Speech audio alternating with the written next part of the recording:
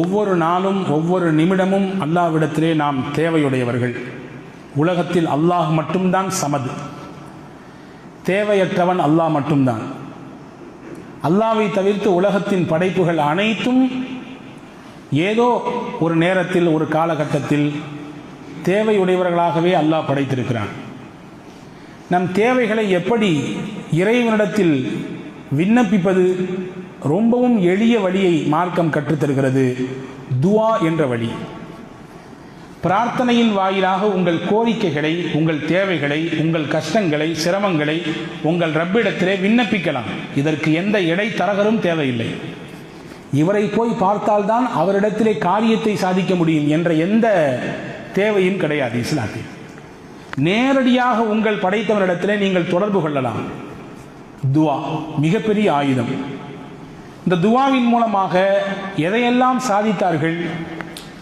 குர்ஆன், நபிமொழி, நல்லோர்களின் வாழ்க்கை, முன்னாள் காலத்தில் வாழ்ந்த நபிமார்களின் வாழ்க்கையிலே ஏற்பட்ட சில நேரங்கள், இங்கெல்லாம் எப்படியெல்லாம் நம் முன்னோர்கள் துஆ செய்திருக்கிறார்கள் என்று குர்ஆனும் நபிமொழியும் நமக்கு முன்னால் எடுத்து வைத்துக் கொண்டே இருக்கிறது. ஆனால் பலகீனம், இன்று மனிதன் இறைவனை மறக்கிறான் பல நேரத்திலே. ஆனால் தன் சிரமத்தில் மட்டும் ஏதாவது எனக்கு வேண்டும், எனவே ஏதாவது துஆ சொல்லித்தாங்களேன், இது நீங்கணும், ஏதாவது ஒரு துஆ பார்த்து சொல்லுங்களேன், இந்த மாதிரியான தேவை எனக்கு இருக்குது. அவர் இறைவன வழிபாட்டிலே தன்னை ஈடுபடுத்திக் கொள்ளக்கூடியவர் இல்லை. இறைவனின் திருநாமத்தை முன்மொழிவதற்கு தயாராக இல்லை. ஆனால் தனக்கு ஏதாவது ஒரு நெருக்கடி என்றால் ஒரு துஆ வேணும், இது நீங்கணும், புள்ள படிக்கணும், துஆ வேணும், கடை திறந்திருக்கேன், துஆ வேணும், இந்த மாதிரி எல்லாம் வீட்டில் சிரமம் இருக்கிறது, துஆ வேண்டும். துஆ என்பதை சமூகம் எப்படி பார்க்கிறது? சிரமங்களிலும் கஷ்டங்களிலும் நெருக்கடிகளிலும் மட்டும்தான் துஆவா? கிடையாது. அதி அற்புதமான ஒரு விஷயத்தை நபிகள் நாயகம் ஸல்லல்லாஹு அலைஹி வஸல்லம் சொன்னார்கள். உங்கள் சிரமமான காலகட்டத்திலே இறைவன் உங்களை கைபிடித்து தூக்க வேண்டும் என்று நீங்கள் விருப்பப்படுகிறீர்களா? இறை உதவி உங்களின் கஷ்டகாலங்களிலே உங்களுக்கு கிடைக்க வேண்டும் என்று ஆசைப்படுகிறீர்களா? பெருமானார் சொன்னார்கள், நீங்கள் நல்லா இருக்கிற பொழுது அதிகமாக அல்லாஹ்விடத்திலே கேளுங்கள். மகிழ்ச்சியாக இருக்கிற பொழுது, ஆனந்தமாக இருக்கிற பொழுது, வாழ்க்கையிலே நல்ல நிலையில் இருக்கிற பொழுது இறைவனிடத்திலே அதிகம் கேளுங்கள்.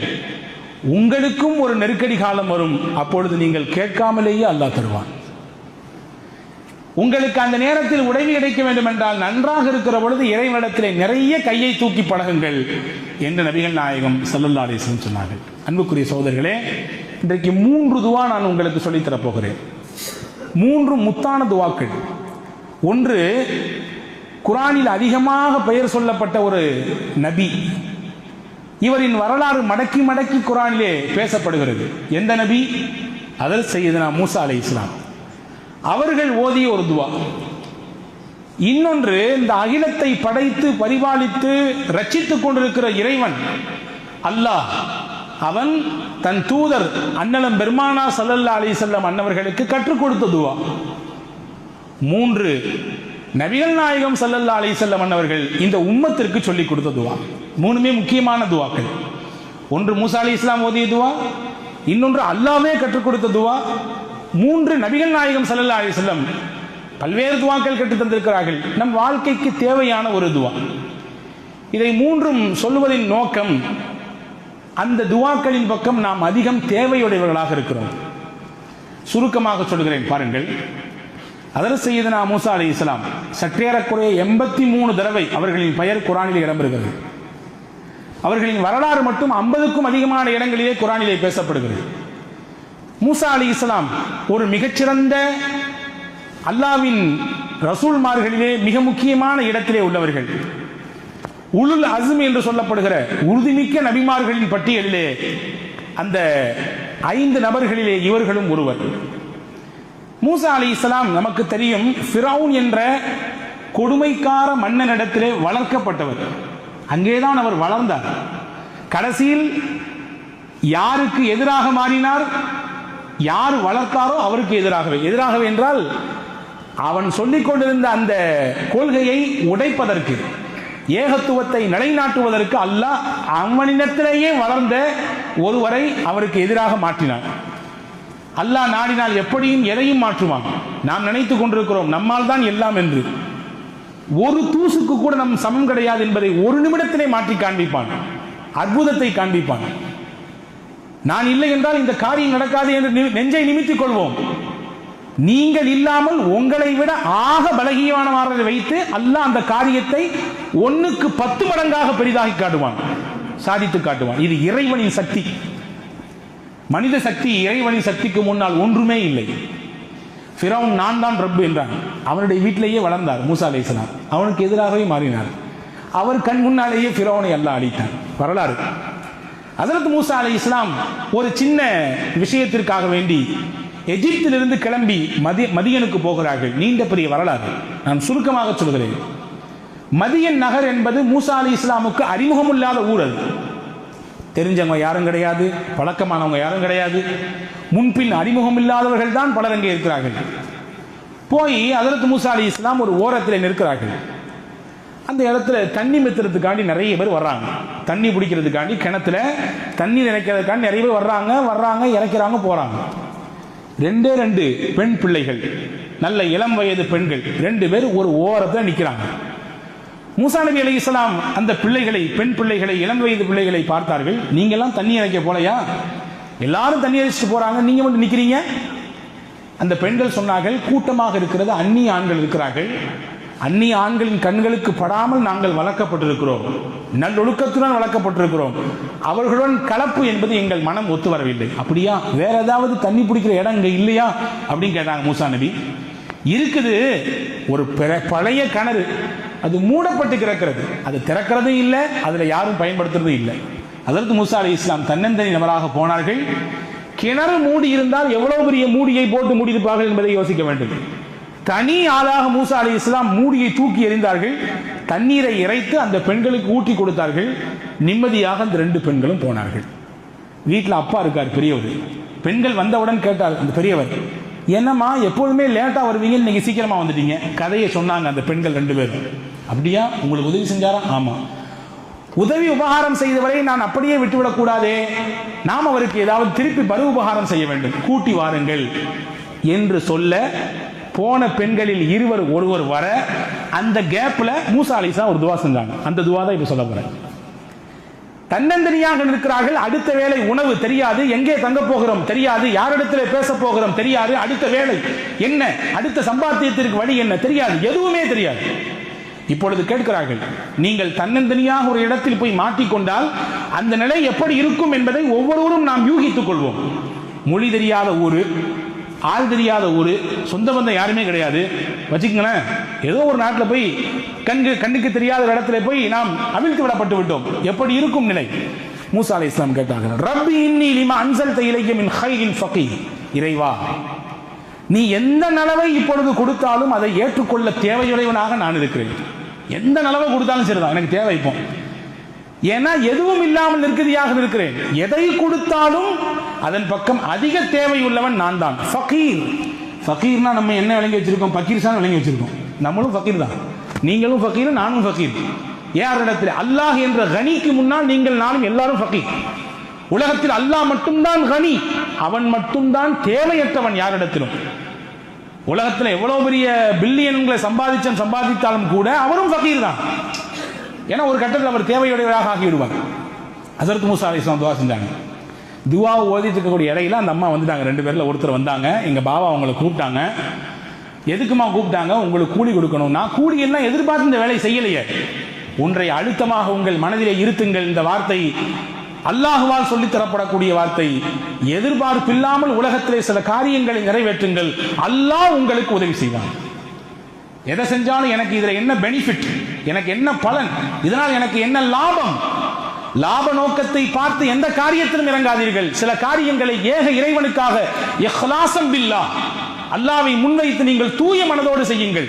உங்களுக்கு பிரதிபலன் பன்மடங்காக பெருகி கிடக்கும். அதற்கு மூசா சொன்னாங்க, நான் பலன் தான் எதிர்பார்த்து சரி இல்லை, எங்க பாபா கூப்பிட்டாரு வாங்க. அதற்கு மூசா அலைஹிஸ்ஸலாம் போனாங்க. பார்த்த பெரியவர் ஷுஐப் அலைஹிஸ்ஸலாம் என்ற நபி கதையை முழுக்க சொன்னார்கள். நான் வந்த காரணம் பின்னணி இதுதான், ஒன்றும் கவலைப்படாதே, இங்கே உனக்கு தங்க இடம் உண்டு, உண்ண உணவுண்டு, பார்ப்பதற்கு வேலை உண்டு. 10 வருடம் பார்க்க வேண்டும் என்றால் பார்க்கலாம், 8 வருடம் பார்க்க வேண்டும் என்றால் பார்க்கலாம், உங்கள் விருப்பம். நீண்ட பெரிய வரலாறு. அதற்கு அடுத்து ஷுவைப் அலைஹிஸ்ஸலாம் தன் 2 மகளில் ஒரு பிள்ளையை அவருக்கு நிக்கா செய்து கொடுத்தார்கள். மூசா அலைஹிஸ்ஸலாம் மதியன் என்ற ஊரில் இருந்து மறுபடியும் எஜிப்த் என்ற நகரத்திற்கு ஹஜ்ரத் மூசா அலைஹிஸ்ஸலாம் போனார்கள். எப்படி போனார்கள்? வரலாறு சொல்கிறது, நபியாக போனார்கள். மதியனுக்கு வருகிற பொழுது அவர் வெறும் மூஸா பின் இம்ரான், அவர் ஒரு சராசரி மனிதர். மதியனை விட்டு மறுபடியும் எஜிப்திற்கு போகிற பொழுது அவர் மூசா கலீமுல்லா, அல்லாவின் கலீம், ரசூலுல்லாஹ் போனார். இது எல்லாம் எப்படி கிடைத்தது? அந்த துவாவின் பரக்கத்தால் கிடைத்தது. என்ன இணைத்து அந்த துவாவை செய்கிறோமோ அது கிடைக்கும். பெருமக்கள் சொல்கிறார்கள், பொண்ணே கிடைக்கல பையனுக்கு, யக்கீனோடு நீங்கள் இந்த துவாவை ஓதுங்கள், நல்ல பெண் கிடைக்கும்.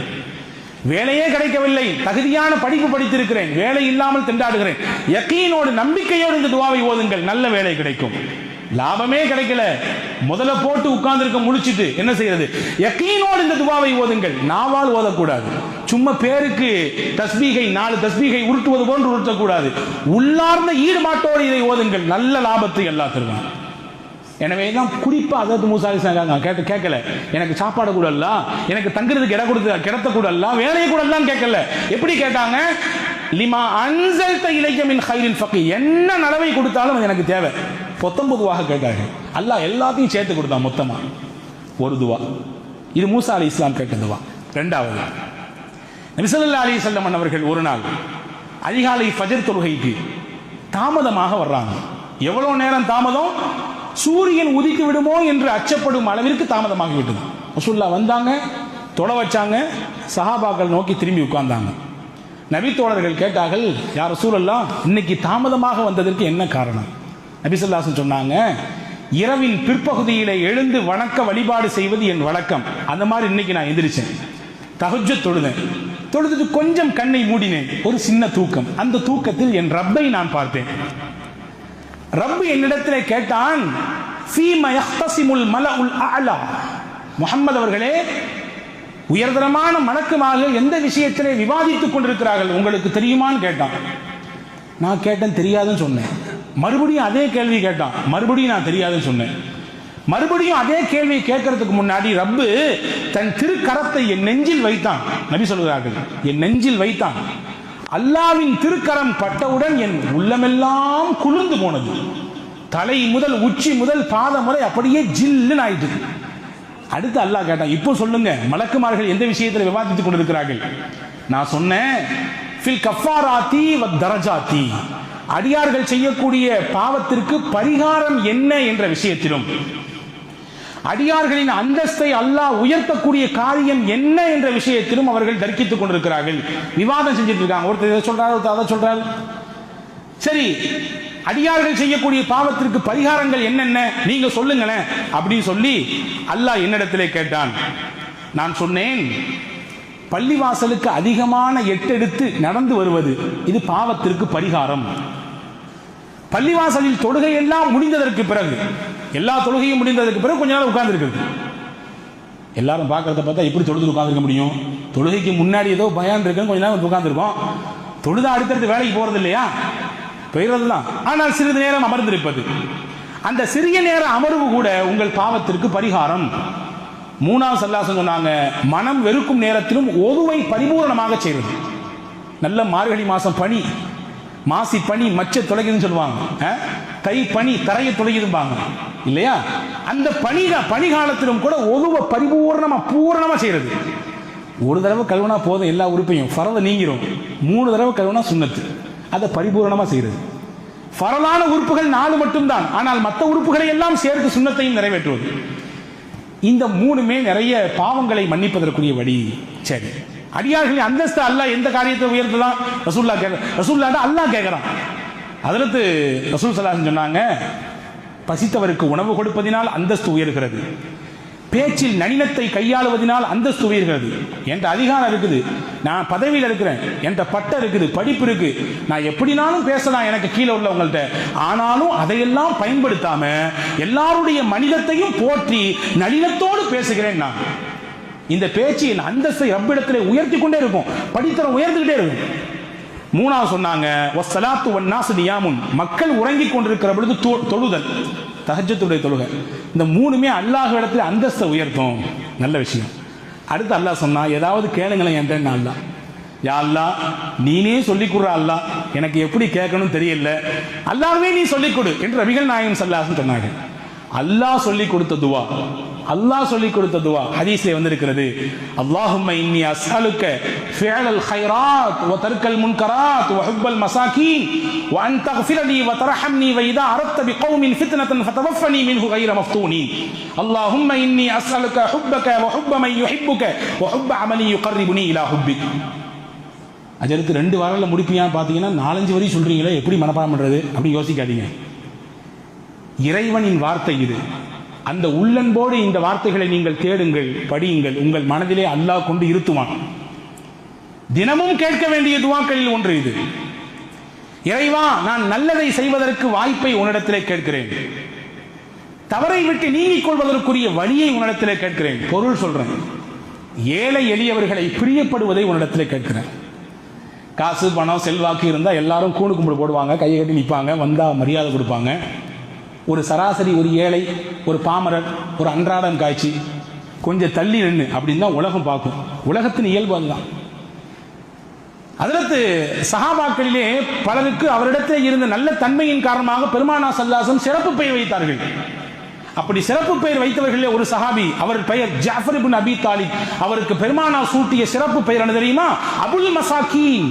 அபுல் மசாகீன், ஏழைகளுக்கெல்லாம் தந்தை, மிஸ்கீன்களுக்கெல்லாம் தந்தை. காரணம் என்ன? ஹஜ்ரத் ஜாஃபர் இப்னு அபி தாலிப் இடத்தில் இருந்த பண்பு, ஏழை எளிய மக்களை, ரொம்ப கீழ்நிலையில் இருக்கிற மக்களை பார்த்து விட்டால் போய் பக்கத்திலே உட்கார்ந்து கொண்டு அவர்களின் தேவை என்ன, என்ன செய்யணும், உங்களுக்கு என்ன வேணும், ஏது வேணும் கேட்டு உபசரித்து அனுப்பக்கூடிய பண்பு அவரிடத்தில் இருந்தது. ஒன்றை புரிந்து கொள்ளுங்கள், நம்மிடத்தில் எந்த உயர்ந்த நற்பண்புகள் இருக்கிறதோ அது நம்முடைய சந்ததிகளிடத்திலும் பெரிதுபடிக்கும். நம்மிடத்திலே கெட்ட பழக்கம் இருந்தாலும் நம்முடைய பிள்ளைகளுக்கு அது வரும். எனவே உங்கள் பிள்ளைகளுக்கு முதல் முன்மாதிரி நீங்கள் தான். நீங்கள் சொல்வதை விட உங்கள் செயலை தான் அவன் பார்த்து பார்த்து வளர்கிறான். உங்கள் ஆக்டிவிட்டிஸ் என்னவோ அதை தான் அதிகமாக கூர்ந்து நோக்குகிறான். நீங்க சொல்லிட்டு நீங்க அதுக்கு நேரம் ஆப்போசிட்டா நடந்தீங்கன்னா அவன் மனதிலும் பட்டுவிடும். இப்படித்தான் சொல்லிவிட்டு மாற்றமாக நடக்க வேண்டும். அந்த மாதிரி ஜாஃபர் இப்னு அபி தாலிப் இந்த பண்பு இருந்ததுனால அவரும் ஏழைகளை அதிகம் நேசித்தார். அவருடைய மகன் அப்துல்லாஹ் இப்னு ஜாஃபர், வரலாற்றில் வருது பாருங்க, நெகிழ்ச்சியான ஒரு நிகழ்ச்சி. ஹசன் ரலியல்லாஹு அன்ஹு, ஹுசைன் ரலியல்லாஹு அன்ஹு, இந்த அப்துல்லாஹ் இப்னு ஜாஃபர், ஜாஃபர் இப்னு அபி தாலிபுடைய மகனார். 3 பேரும் மக்காவுக்கு உம்ராவுக்காண்டி போறாங்க. போற வழியில கொண்டு போன சாப்பாடெல்லாம் தீந்து போச்சு. பசிக்குது. பார்க்குறாங்க பக்கத்தில் ஒரு கூடாரம் இருக்குது. கூடாரத்தில் போய் பார்க்குறாங்க ஒரு வயதான கிழவி, மூதாட்டி இருக்கிறார்கள். அந்த அம்மாட்ட கேட்டாங்க, நாங்கள் இந்த மாதிரி அஹ்ல பைத், ரசூலுல்லாஹ்வுடைய குடும்பம் 3 பேருமே அஹ்ல பைத்லேருந்து வந்திருக்கிறோம், மக்காவுக்கு போகிற உம்ராவுக்கு, கொண்டு வந்த சாப்பாடு தீர்ந்து போச்சு, இப்போ பசிக்குது, ஏதாவது கொடுங்கம்மா. அந்த அம்மா வேகமாக வந்துச்சு, அஹ்ல பைத்தா, ரசூலுல்லாஹ்வுடைய குடும்பமா? கண்ணியத்தை உரிய நேரத்திலே அதற்கு தகுதியானவர்களுக்கு வெளிப்படுத்துகிற பொழுது அதனுடைய பிரதிபலனை அல்லாஹ் நமக்கு காட்டுவான். ரசூலுல்லாஹ்வுடைய குடும்பமா அப்படின்னு ரொம்ப ஆர்வப்பட்ட அந்த அம்மா வந்து வீட்டில் இருந்த ஆட்டின் பாலை கறந்து கொண்டு வந்து கொடுத்துச்சு. பாலை குடிச்சாங்க. வேற ஒன்றும் இல்லையான்னு கேட்டாங்க வந்தவங்க. நீங்க எந்த ஆட்டின் பாலை குடிச்சீங்களோ அந்த ஆடு தான் இருக்குது, நான் வேணா தரேன், சமைச்சு தர்றேன், எனக்கு வெட்டுறதுக்கோ உரிக்கிறதுக்கோ தெரியாது, நீங்க வேணா செஞ்சு கொடுங்க, நான் சமைச்சு தர்றேன். இந்த 3 சேர்ந்து வெட்டி உரித்து ஆட்டின் இறைச்சியை கொடுத்தார்கள். அந்த அம்மா ஒரு சில நிமிடத்திலே உணவு தயார் செய்து கொண்டு வச்சிருச்சு. நல்லா சாப்பிட்டாங்க.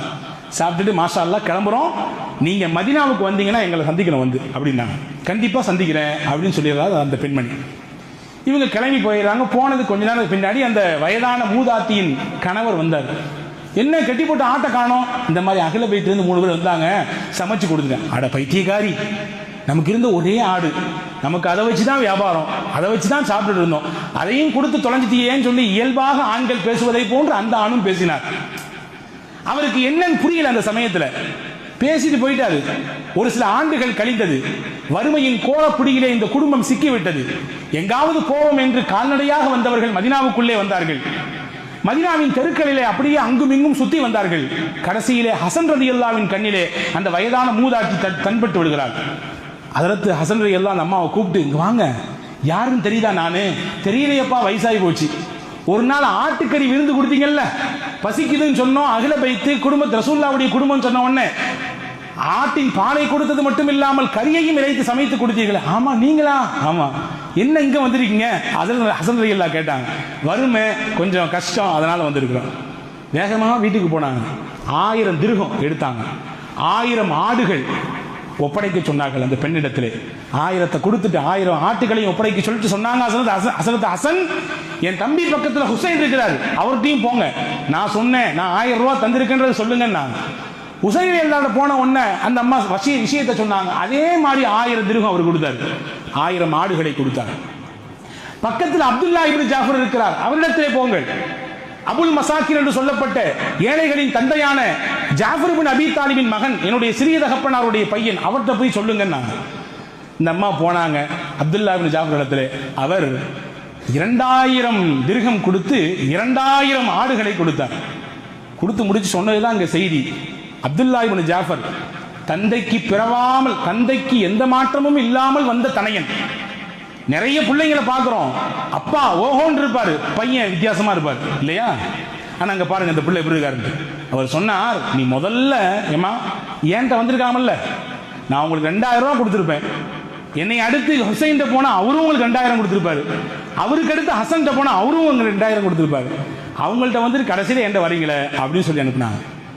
இப்போ அந்த அம்மா எல்லாத்தையும் வாங்கி கையில் வச்சுட்டு கணவரை பார்த்து சொல்லிச்சு, அன்னைக்கு ஒரு ஆட்டுக்கு நீங்க குய்யோ குச்சின்னு கத்துனீங்க, அல்லாஹ் அந்த ஒரு ஆட்டுக்கு பகரமாக இன்னைக்கு எவ்வளவு தந்திருக்கான் பார்த்தீங்களா? 4000 ஆடு, 4000 திர்ஹம். அன்புக்குரிய சகோதரர்களே, இந்த நிகழ்ச்சி நமக்கு எடுத்து காட்டக்கூடிய விஷயம் என்ன? ஏழை எளியவர்களை நேசிக்கக்கூடிய பண்பு அல்லாஹ் விரும்பக்கூடிய பண்பு. ஏன்னா அல்லாஹ் நேசிக்கிறான் ஏழைகளை, அல்லாஹ் பலகீனமானவர்களை பிரியப்படுகிறான். அல்லாஹ் ஒதுக்கி வைப்பதில்லை, நாம் தான் ஒதுக்கி வைக்கிறோம். அல்லாஹ் சொல்லுகிறான், நீங்கள் பிரியப்படுங்கள், அந்த துஆவை கேளுங்கள். ஹுப்பல் மசாக்கீன், ஏழைகளை பிரியப்பட வேண்டும், அதற்காகவே அல்லாஹ்விடத்தில் அல்லாஹ் சொல்லி கொடுத்தான். வன் தக்ஃபிர லீ வ தர்ஹம்னி வ இதா அரத்து பிகௌமின் ஃபித்னதன் ஃபதவஃபனி மின்ஹு கைர மஃப்தூன் என்ற நீண்ட பெரிய துஆவை அல்லாஹ் ஜல்ல ஷானஹு வ தஆலா நேரடியாக பெருமானார் ஸல்லல்லாஹு அலைஹி வஸல்லம் கற்றுக் கொடுத்த துஆ. இந்த துஆவையும் நாம் தினசரி கேட்டாக வேண்டும். இந்த துஆல ஒரு பாகம் தான், யா அல்லாஹ் உன்னிடத்துல உன்னுடைய நேசத்தை நான் கேட்கிறேன். உன்னை யாரெல்லாம் நேசிப்பாங்களோ அவங்களுடைய நேசத்தை எனக்கு கொடுத்துரு. உன் நேசத்தை நான் கேட்கிறேன், நேரடியாக எனக்கு தந்துரு. உன்னை நேசிப்பவர்கள் யார் யாரோ அவர்களின் பிரியமும் எனக்கு வேண்டும். நல்லோர்கள், வலிமார்கள், சுகதாக்கள், சித்திகீன்கள், இறைநேச பெருமக்கள், இவங்களெல்லாம் அல்லாஹ்வின் நேசம் இல்லாமல் எப்படி இறைநேசத்தை அடைய முடியும்? அவங்களுடைய முகப்பத்தை எனக்கு தா அப்படின்னு சொல்லி அல்லாஹ்வே கேட்க சொல்கிறான். இது 2வது துஆ, நாம் கேட்க வேண்டிய 2வது துஆ. 3வது துஆ, நபிகள் நாயகம் ஸல்லல்லாஹு அலைஹி வஸல்லம் ஒரு நண்பகல் நேரத்திலே மஸ்ஜித் நபவிக்குள்ளே வருகிறார்கள். அபூ உமாமத்துல் பாஹிலி என்ற நபித்தோழர் அமர்ந்திருக்கிறார். ரசூலுல்லாஹ் கேட்டாங்க, மாலி அராக ஃபீ ஹாதல் மஸ்ஜிதி கைர வக்தி ஸலாஹ், தொழுகை அல்லாத நேரத்திலே பள்ளியிலே ஏன் அமர்ந்திருக்கிறீர்? தொழுகைக்குரிய நேரத்தில் ஃபர்லான தொழுகைக்கு வர வேண்டியதுதான். ஃபர்ல் அல்லாத நேரத்தில் எங்க உட்கார்ந்து சம்பாதிக்க போலையா, உழைக்க போகவில்லையா என்ற துணியிலே கேட்டார்கள்.